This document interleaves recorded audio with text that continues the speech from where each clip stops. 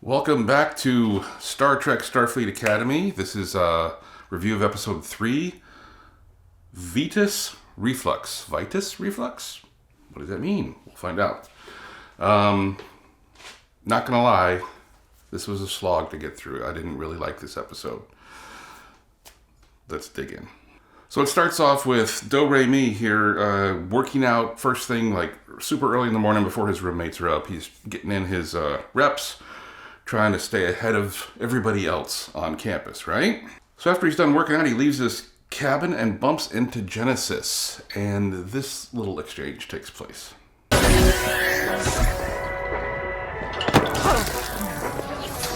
Wait, you already... What time do you... For speed and agility days or for power days? Either? 4:40 a.m. for speed and agility, 3:30 a.m. for power. Anyway, I gotta go hit the track for sprints. See you around, sleepyhead. So right about now, he's thinking... What exactly is Genesis? Anywho, we have our cadets working out under the tutelage of, I don't know, is she a lieutenant? Laura Thok? It's basically Jim from middle or high school. And on the other side of the court here is the War College. As we know, our heroes are in Starfleet Academy, but there's also the War College. It's like two different branches of Starfleet. Just like when you go to any university here in America, there's the College of Medicine, the College of Communication, the College of Law, whatever. So they have this back and forth tussle with the War College cadets. And boy, I wonder where this is going to lead. Well, the War College cadets prank the Starfleet Academy cadets by beaming them out of wherever they're at and dropping them unceremoniously all over the campus, not the entire campus, just mostly the atrium, the set piece that we're going to be seeing a lot of in this show. And here we are after the commotion. They give a thumbs up without thumbs to the Starfleet Academy graduates, or not graduates yet, cadets, and they're saying basically, haha, we pranked you. So fun and interesting. Then we have a little interstitial here where Captain or Chancellor Aki is talking to the students, and she's giving them hints and clues as to how to get back, because she's all for this pranking. Laura Thok is against it. This is her standout line from the episode. They shenaned once, they'll shenan again. So obviously she doesn't like shenanigans.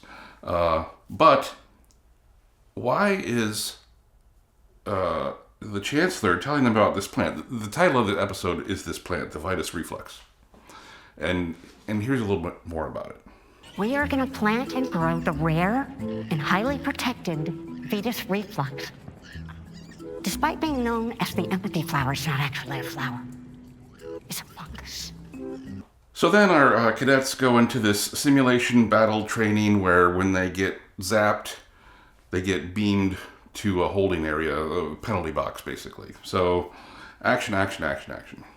I have a big question here because we've seen, like in episode 1, Caleb Muir, he had long hair and rock star attire, and the Chancellor told him, we're going to get your hair cut. And he turns around and starts walking away, and suddenly he's beamed to another part of the campus.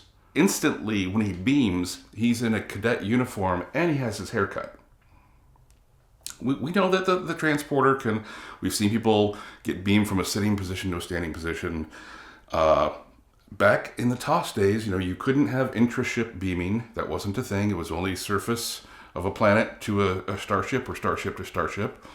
And then Star Trek Next Generation introduced intra-ship beaming.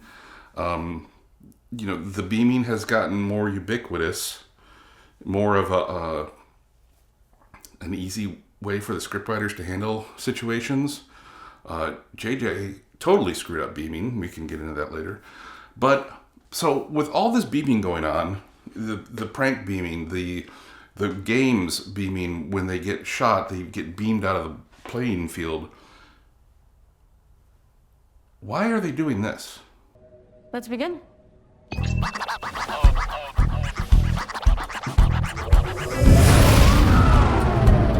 So, why are there elevators anymore?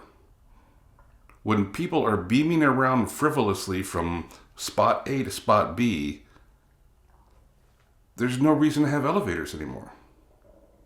You can beam around the ship, you can beam around the campus, beam around the atrium. Hell, if you're J.J. Abrams, you can beam across the galaxy. So, you know, they have this shot, this short little scene of the cadets in an elevator. Why? Anywho, Caleb Meir runs into, what's her name? Tiramisu, I think? Tarima. And they have, you know, there's on again, they're not even on yet. They're not even on again, off again. They are at the will they or won't they stage. So more banter here. She's in the War College, he's in the Starfleet Academy. Oh no, they're from two different worlds. Will they ever work it out? So it comes down to a confrontation matchup between the War College and the Starfleet Academy cadets in the atrium. Remember I said we're going to be using this a lot? Well, so there's the wall of honor. That's kind of nice. But, you know, back when pre-Kelvin timeline, pre-JJ, pre-2009, there was rumors that the next Star Trek is going to be Starfleet Academy, and it's going to focus on Kirk and Spock going through the Academy together, probably, you know, butting heads, settling their differences, winding up on a cadet shakedown cruise on a starship. Something happens and they save the day. I'm betting that would be the plot. No problem with having a movie set at Starfleet Academy that tells a story. This is the problem I'm having with the show, is that when you have this ground-based centric story of cadets going through college, in the Star Trek world, that is boring. What we are used to is every show, except for one, is about to boldly go. To go out there. We're meeting alien species, we're saving the day, we're flying around in spaceships, we're shooting the bad guys. Or you have a location-based show like DS9, where everybody goes to DS9. Sometimes DS9 even moves around. But they have runabouts and shuttles and visiting starships. There's plenty of space action. So that, even though that's a single location premise, it still works with Star Trek. Having everything happen in one building in San Francisco for a Star Trek show, this is going to get super boring. To the point that they have to repurpose this atrium to have this match between the two colleges. That would never fly. Have you been to college where they have like the quad, the green, where all the students hang out? You think they're going to let two different sides, two different colleges fight each other? They're just repurposing the set because it's big and it's all that they have.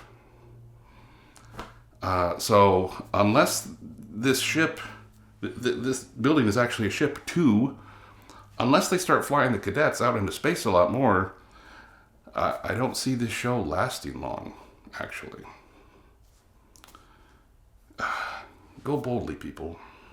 Anywho, I thought it was funny that one of the team mascots was a Mogatu, or a Gamatu originally. So this is the mascot for the War College, and you have to like capture the mascot. And here are our adventurous Starfleet cadets fighting the War College kids. Yay! And here are the War College cadets. You know, they've got a strategy and a plan, and I think they won. That's the problem with this. I had no interest in this story, so I don't know if you remember if they won the first fight or not. Who cares? We have a nice little scene here with Jet Reno and Laura Thok, and we find out they're a couple. So, what's their ship name, their relationship name? Are they shipped as Jira or Lorette? Vote. Let me know. Aha! But our Starfleet Academy cadets see the Vitus Reflux plants being wheeled around by, I think that's Jet Reno, Tignataro, and a plan hatches. So anyway, the plan is, Do-Re-Mi over here is going to, he has a patch on his hand and he's getting the DNA of, this is the guy, I don't show his face here, I forget his name too. That's the thing, a lot of characters, a lot of names. And in an episode like this where I don't really care what's going on, I forget what his name is. I think there's a V in it. But he's the chancellor of the War College. Do-Re-Mi over here is getting his DNA. Why? Because Jaden is duplicating his eyeball so that they can use his retinal scan to get into the War College. So this is Caleb Mir disguised in the Mugatu costume, using the eyeball to gain access and do their prank. But he runs into Tirama, the Betazoid. They have another moment. They're about to kiss, but then she gives him away to the authorities, gives him a little kiss anyway. And I don't know, stuff happens. Like I said, this episode was... I don't want to be too derogatory. It didn't do it for me. So, surprise, the prank was that they put all Vitus Reflux plants in the War College room and stimulated their growth super fast, and they all came out and attacked the college kids. That's really, really funny. So at the end, the team all comes together and they get their varsity jackets. Yay, end of the episode. So like I said, this would be a low-scoring episode for me. Really kind of inane setups, excuses for action, inconsequential action that has no repercussions. Bickering, fighting, college kids. I don't want this to turn into Star Trek 90120. Or, worse yet... Yo, dog, what you do that for? Dude, that hot chick was so totally a go. Duh, I was still gonna tap that. You don't appreciate me, do you? I think you're so totally awesome. Yo, Wonder Bread, you got that address figured out yet? Chill, T. I'm like translating as fast as I can. I'm so sick of being treated like some sort of object to be worshipped. I'm a real person with real feelings. You know, I don't think Mitchell likes me anymore. I'm pregnant. If you know, you know. Get the Athena back into space. Give us something more interesting to do other than being stranded in San Francisco.